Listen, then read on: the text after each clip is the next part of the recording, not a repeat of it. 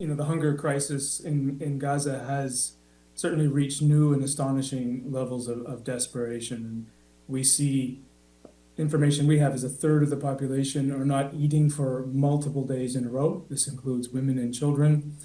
And as I think as through our assessments that have been released publicly, a quarter of the population are facing famine-like conditions.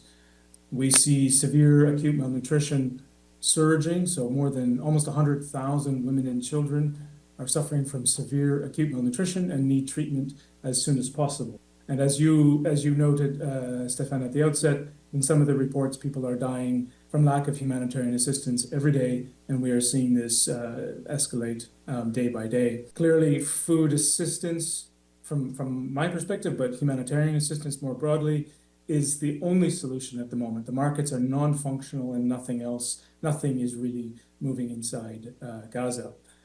For us, there are a set of minimum operating conditions for us to operate. And we need these to be in place in order to move effectively, to work effectively. This includes crossing points into Gaza, includes proper routing inside Gaza itself so we can move independently and at choice.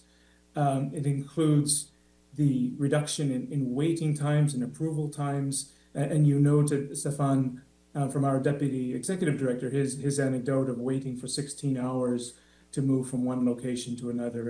And these sort of conditions really create a lot of problems on the ground for both civilians and for our operations.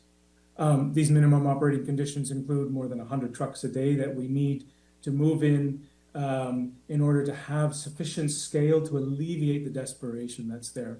And until we have that scale of assistance, there's going to be really, really difficult to control the situation on the ground. We need to have no armed actors near food distribution points, near our convoys, and near the movement of those convoys from one place to another.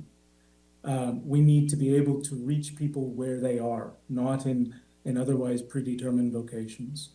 And I would say above all, Stefan, that we have had agreements in principle on these things, but we have not had adherence to these in practice in Gaza itself. And this is really where the breakdown is. And it's where we see incidents like you referenced yesterday.